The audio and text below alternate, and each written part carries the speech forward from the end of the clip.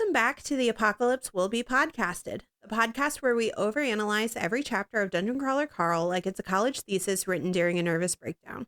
We talk theories, character arcs, dungeon nonsense, and all the moments that made us laugh, panic, or just sit there staring at the wall for a while. We are a big feelings podcast, so expect plenty of emotional damage, character breakdowns, and way too much discussion about things that probably were not meant to be analyzed this hard. Sorry, Matt.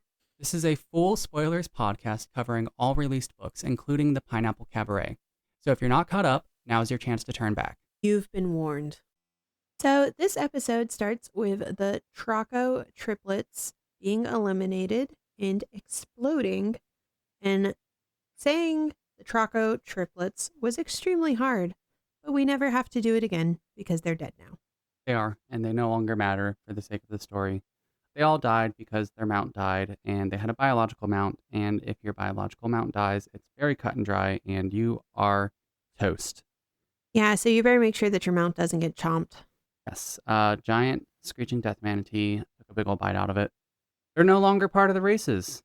The bugbears still are, but their van is on fire, and Donut feels that it is beneath her to put out the fire in their van. Yeah, Carl's like, hey, Donut, why don't you take care of that and I'll take care of the Death Manatee? And she's like, why don't you deal with that fire? I'm the highest level crawler in the dungeon. I'll take care of the Death Manatee. I would personally rather put out a fire in a van than explode a Death Manatee, but I guess we all have our own standards here. Yeah, she one-shots it with a single magic missile and leaves a soccer ball or two soccer ball-sized holes in it, and it just keels over and dies. Of course, obviously, as is canon for Dungeon Crawler Carl, gross, sticky liquid gets all over everything. It was very gross, and it made me a little sad because I'm actually very fond of manatees, and I think they are very cute.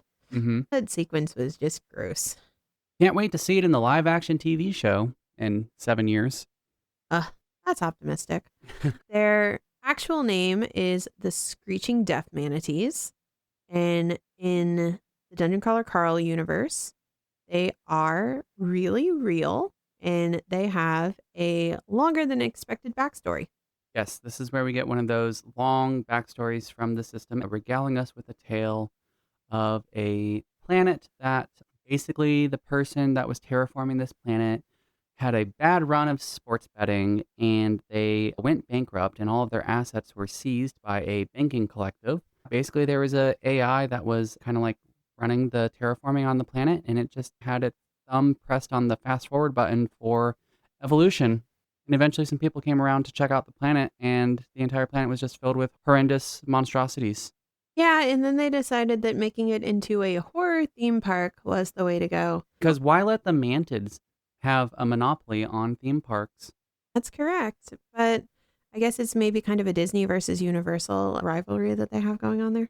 I feel like this one falls more in line with Universal. What do you think? Yeah, because of the Halloween Horror Nights. Doesn't Disney do that too? No, not like Universal does. They have Mickey's Not So Scary. So it's not so scary. We don't get too much insight into what the Mantid theme parks are actually like, but they do have, you can go and pretend like you're in the hunting grounds and go to hunting grounds boot camp. So that is actually lovingly borrowed from the Hunger Games. Yeah, it is. Yeah. In the Hunger Games books, you can go to the site of former arenas and you can reenact the famous kills. Oh, wow. They say the food is very good. Are you protected from dying? I would hope. It doesn't say that in the book. It just says the food is good. Oh, well, I don't mean from the food. I am saying that's the only commentary that Katniss gives us about these reenactments is the food is good. Okay. Well, I'm glad that the food is good and allegedly not deadly. But I did think it was interesting that the mention about going bankrupt from sports betting was in there.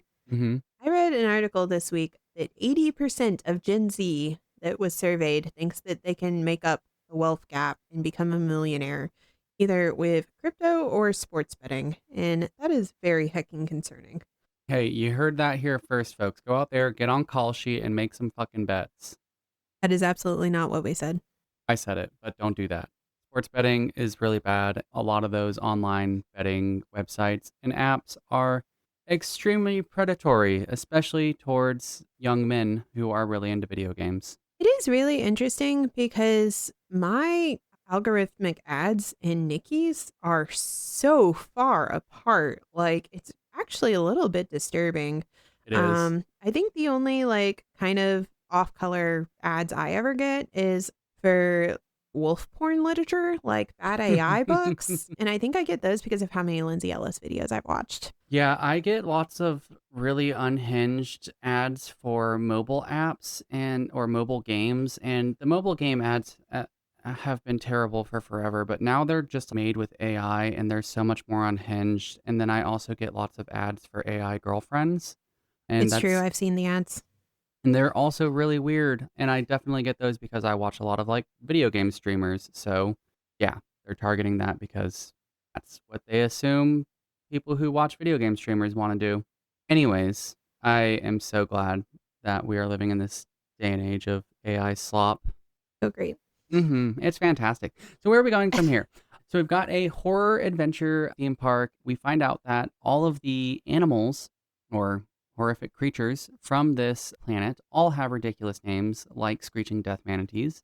So the raccoons are Doomcrier beasts and the cockatiels are called Fuck Off Cockatiels, which is honestly fan-fucking-tastic. I love that. That one I think got me in a way that things usually don't, where I just like kind of put my head in my hands and I was like, really? I mean, but I feel like that is honestly just cockatiels. Like, I feel like they're kind of just like that in real life. They definitely have a fuck off attitude, and I can absolutely see them saying that to you. But there was the banking collective that seized all of the assets is one of those collective beings. It was three of them, and then one of them, Otto, is actually in Club Scolopendra, and the AI tells us that we need to remember that name and be mindful of that. He does not come up again. Not yet. But Probably I did gonna. a name search for him and I couldn't find anything. Yeah. I thought for a moment that maybe he was one of the, because Carl dealt with one of those like collective being people when he was at CrawlCon, and I thought maybe it was the same person, but I don't think it was. No, I don't think so. I thought he was in the Parade of Horribles, but doing a name search for him in the book shows that he's not mentioned again outside of this chapter. Hmm. All right. Well, I guess we'll just wait until book 9. So Carl uses some kind of cool magic to put out the van that's on Mm-hmm. fire. So basically, he takes a large bucket and he just uses a water scroll and he like kind of creates a stream going Mm-hmm. out of the bucket.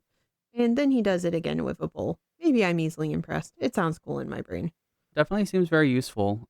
So he's got, yeah, this bucket and bowl, and he hands them off to the bugbears so they can try and put out their van because they were doing a terrible job of it, trying to use a blanket to like flap at the fire, which is not what you want to do.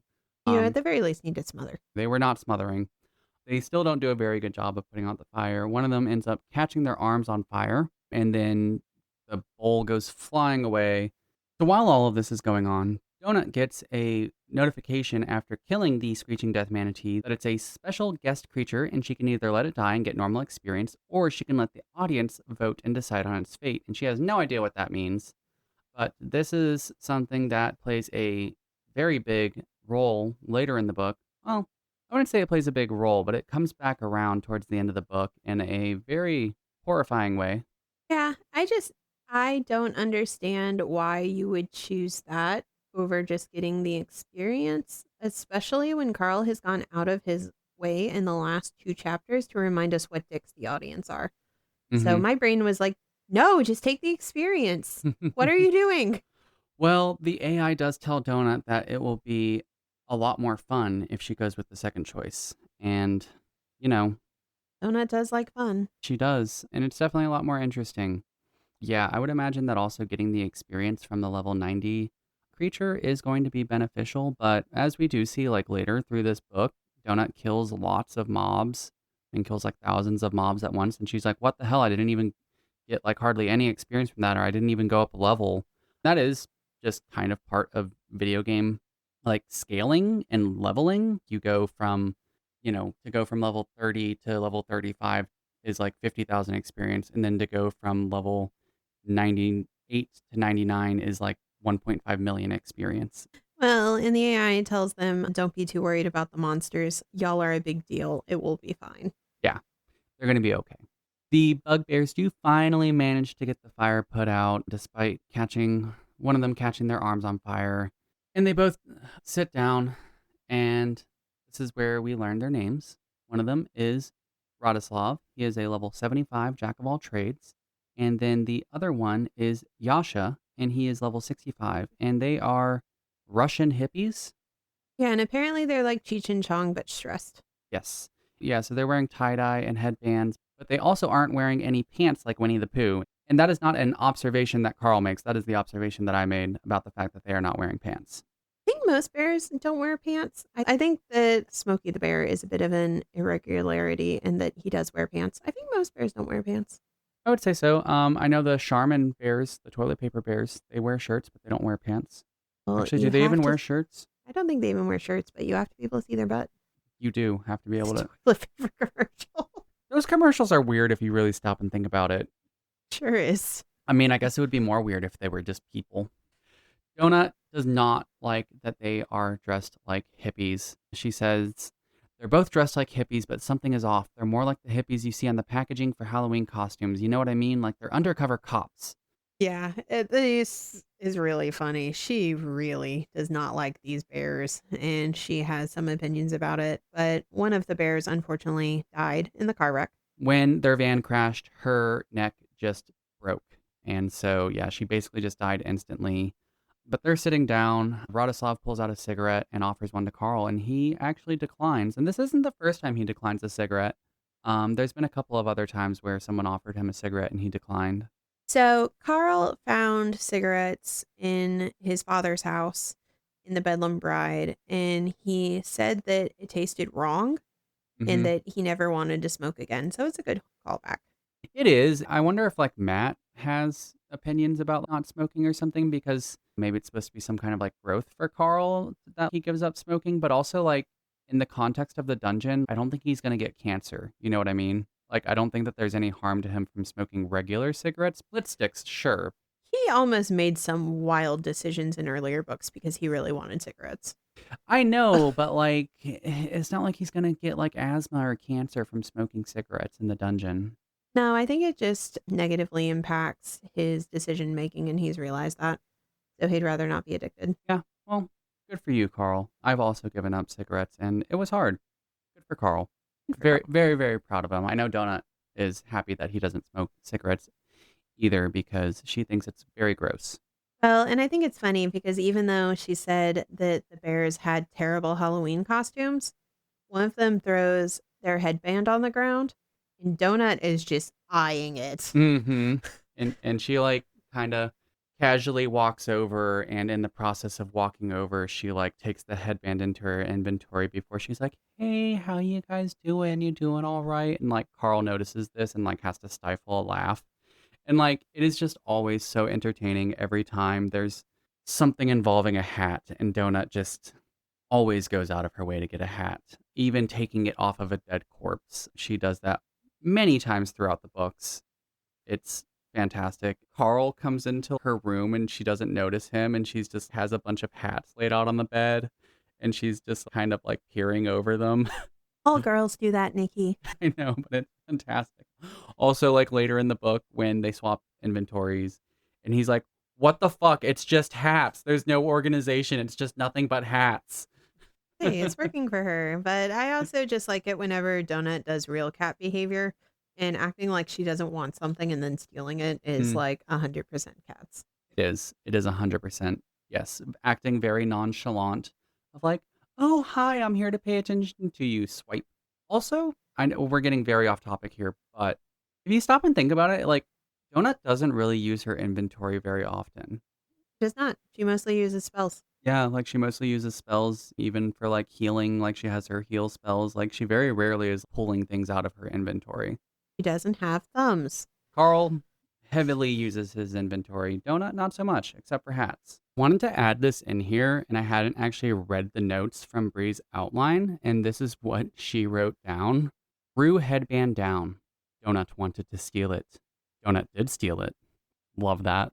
So Donut slides over, and she's still very dubious about the fact that they look like hippies, but they don't actually seem like they're hippies. And she tells Carl and chat that they don't even smell like hippies, even with the disgusting cigarettes. And then we get this fantastic line because Carl's like, "Well, how do hippies smell, Donut?"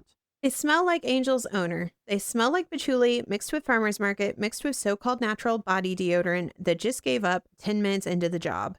These guys smell like sad, wet dogs. So I guess that she equally hates what sad, wet dogs smell like as well as what hippies smell like. So I guess neither one of them is pleasing to her. I guess not. And Carl's like, "Yeah, but they never said they were hippies." And she's like, "Okay, but they're wearing tie-dye. They're called Team Free Love. It's false advertising." And this is where we get another "you know how I feel about" from Donut, which is "you know how I feel about false advertising, Carl." And with that, we have a shirt with quotes from Donut of "you know how I feel about" on our Etsy. Go and check it out. Uh, Shameless self-promotion. Absolutely. You have to. But yeah, so Radoslav and Yasha are talking to Carl, and they're like, "Yeah, there's nothing you can do for us. We can't pass the finish line if we're not in our van. Just, you better get moving." And we find out that these are self aware NPCs, and they were given the option somewhat of participating in this race. And basically, were given the promise that if they win, they would be given freedom and get to go to a place where they never have to fight. But these are fully awakened NPCs. Yeah, and I don't trust the deal that they were offered at all. It Well, is, the deal is, I guess, that they were gonna get to go to the Pineapple Cabaret. I think that's the deal they were offered. you think that was the free place where there was no fighting? Yeah, definitely. I think that's the deal that the AI was offering them. Well, that But does make sense because they mention Rory and Lorelai, mhm, which they haven't done in a long time. mhm, And Carl basically says that Rory just wanted to get to the second floor and these people just want out. yeah, and all the way on the 10th floor and still have NPCs like this. But what's really kind of surprising is after they were awakened that, they started remembering all of their, past lives and such, but also that they remember the time when they're nowhere and they're in nothing, and that they're not supposed to remember those times, but they do. And it seems like outside of breaking the cycle of going through having to be enemies and having to be guards and having to work in slime mines and having to do this or that, that really the motivation that they're kind of going towards freedom is so that they don't have to go back to that place of nothing and emptiness. And that seems like the thing they're more afraid of, which I guess I can understand that. That does seem pretty terrible. It was, and it was interesting because I feel like we've gotten descriptions of the NPCs waking up so many times Hmm. that it's not really necessary from a narrative standpoint here. So I think it was to introduce the idea of being stuck in the nothing and it being unpleasant. Yeah. And when we're saying the nothing, we mean like the holding area, not the nothing, the nothing. Look, there's a whole lot of nothing going on around here. Whole lot of nothing. But Yasha and Radoslav are very defeated, and they're like, "Just go on without us. We're not going anywhere. Our van is trashed." And Carl's like, "Hey, I'm going to help you out. I'm going to tow you. I'm going to get you over that finish line." And they both look at Carl, and Yasha says, "Why would you do this?" And Carl is about to just like make up some bullshit about why he's going to do it. And he just decides he's going to be honest with them and tells them that if they die, that they're going to have to likely face their friends in the next heat. And Sasha says, "This is a good reason and an honorable reason. You have materials to tow." And I mean, I think that a lot of the time when they just tell the NPCs, like, hey, we're doing something to help our friends, like, the NPCs usually aren't like, fuck you. Yeah, They usually help. yeah. Because they're good people. Well, not only that, but I think one of the main themes is just that the dungeon is a hopeless situation, Hmm. but you can still choose kindness. And that's how you keep your humanity. And Or I your think, bugbearity. or your bugbearity, correct? Hmm. They're not humans. They got their bugbearness. They're very proud people, okay? Pants. That's fine. They're bears. We've already established bears don't need pants. That's where the chapter ends, though. But we've got some other exciting things in the news about Dungeon Crawler Carl. Yeah, I was very surprised. I listened to Cal Penn's Here We Go Again podcast, which is kind of like a current events podcast, kind of a like everything's fucked. Let's try to understand what's going on podcast. He actually interviewed Matt Dinneman this week, which I was very surprised about. And it was more about the process of writing a book and getting it distributed and stuff like that. There wasn't anything about the actual books that was news to me, but it is definitely worth checking out. It was really funny. So we did get some Patreon drops this week. Oh my God. And one of my friends messaged me and was like, I don't know how you do a podcast when you can't talk about these drops. And I was Mm-hmm. like, yeah, it almost made us insane before book 8 came out. And like crazy people, we are still reading the Patreon drops. I'm honestly like kind of considering not reading anymore. It was very emotionally taxing not being able to talk about it on the podcast or talk about it with people, especially going into Dragon Con. I've read the prologues and then I've read, I guess, chapter 1 and 2 now. That's all there is. That's all there is. What is happening so far is already so freaking crazy and insane and cool. I don't want to go to Dragon Con and like have all this stuff that I can't talk about with people. Jeff Hayes did read chapter 2 at Comic-Con, and there's a video out of it Mm-hmm. for interested parties. Is that the one that just dropped? Oh, wow. Which is interesting, and I can say this because it isn't a Patreon spoiler. Matt Denneman said that it was hard to pick a chapter to read out loud because he didn't want a chapter that was going to have any spoilers for book 8, and that he For book 8 or book 9? book 8, Mm-hmm. and that there was a character that was in almost every chapter of book 9 that was a spoiler for book 8, and I think he meant Sexy Scolopendra. Yeah. Yeah, that makes sense. Gosh, Sexy Scolopendra. I know there's some people dressing up as Sexy Scolopendra for Dragon Con, and I'm pretty horrified to some degree. Lots of sluggalos. It's crazy. Like there was maybe 10 characters that were not Donut and Carl at Dragon Con last year. Yeah. This year, like I think almost every character is going to be represented, and I'm really psyched about it. I have a Signet costume myself. There was a Raoul that we saw online. Yeah, we saw that this morning, and it was terrifying. I was very concerned about it. And it's actually really funny because I'm a service dog user, but my dog is terrified of inflatable costumes. Mhm. So I don't think she can go to Dragon Con. Oh, no. I don't want to chat about Dragon Con too much because we're probably going to do a recap episode Mhm. of what our experience with the fandom was like we did last year. Because we're helping with the photo shoot this year, I think we're going to be able to release a really cool episode about that. We are very excited about the lead up, but I don't want to bore you guys to death. All the stuff we're seeing online getting ready for it is really cool, though. And also, in other exciting news, we were interviewed on the Be Awesome Together podcast on Tuesday, the 11th of August. And that was a live podcast. There will also be recordings of it available On YouTube. on YouTube. And that is the Be Awesome Together podcast. Yeah, and we actually did video, which is something I am very resistant to. So you can actually see what we look like. I mean, you can see us on our Instagram, but yeah. So I think our next episode actually is going to be our Dragon Con reaction video, and I am so excited about it. I have never been happier or more excited to be in a fandom than I am going into this Dragon Con, and I can't wait to tell you guys about it. It's going to be super fun. Well, look forward to having you join us next week where we blab on and on and on about Dragon Con. And we do have tickets for the super hard to get book signing that caused all the hullabaloo, so we're very excited about that as well. It's going to be a blast. New achievement. You've listened to another episode of The Apocalypse Will Be Podcasted. We release new episodes every Sunday. Visit us on our website to find all our podcast platforms, rss.com/podcasts/The Apocalypse Will Be Podcasted, or follow us on Apple Podcasts, Spotify, YouTube, the iHeartRadio app, or wherever you get your podcasts. You can find us on Facebook at The Apocalypse Will Be Podcasted, and on Instagram at Apocalypse Will Be Podcasted. Now, get out there and like, comment, and subscribe.